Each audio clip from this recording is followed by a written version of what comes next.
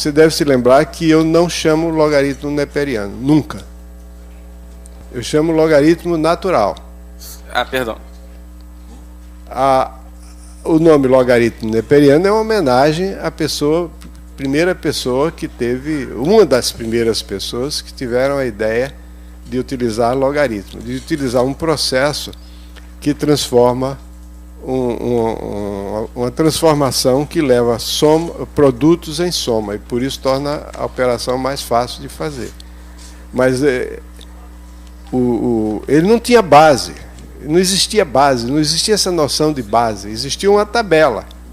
A tabela que de um lado você tinha uns números, do outro lado você tinha os logaritmos desses números. Tá?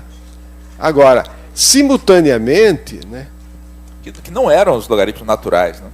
Também não, mas os atuais são chamados logaritmos naturais, são realmente aqueles que têm uma base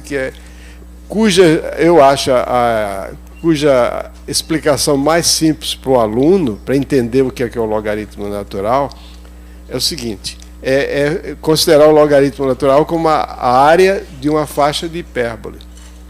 Aquilo ali fica muito fácil de entender. Outra coisa, e por que existe essa...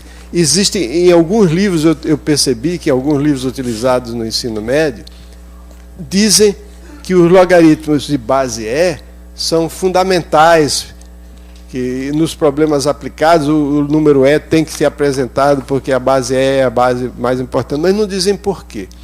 A razão principal para o logaritmo de base E ter a predominância que tem na física, e até mesmo na economia, nas aplicações da matemática, e até mesmo na própria matemática pura, é que quando você escreve uma potência de um número, a exponencial sob a forma com a base E, porque você é o seguinte: base, qualquer número positivo pode ser escrito como uma potência de A, seja qual for o A, maior do que 1 que você pegue, ou menor do que 1. Se for menor do que uma potência negativa, de expoente negativa, não. Qualquer número. E se você escreve x, ou o número y, então existe sempre e dado qualquer a, existe sempre um x tal que a elevado a x é y. É claro, porque a função a elevado a x é sobrejetiva.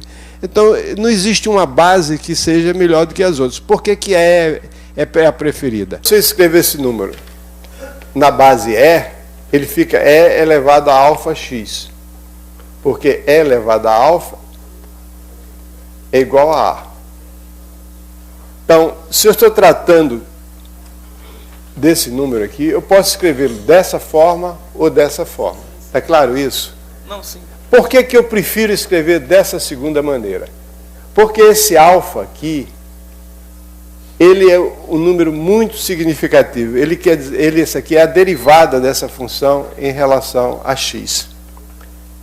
A derivada dessa função em relação a x é igual a alfa vezes E elevado a alfa x. Quer dizer, esse alfa aqui é a taxa de crescimento instantânea dessa função. Então, fica claro qual a rapidez ou lentidão do crescimento dessa função se eu escrevo com base E.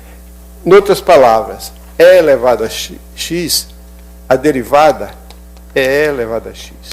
Mas A elevado a x, a derivada, envolve o logaritmo de A na base E, do número vezes A elevado a x. Sim.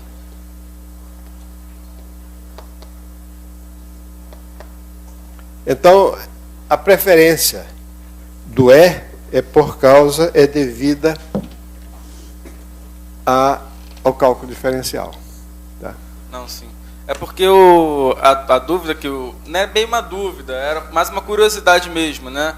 Porque quando estudei, na verdade, nem foi apresentado o LN, né? Era o logaritmo da base E, que foi vindo de um exercício de vestibular na época. Aí, de repente, na aula de cálculo vem LN.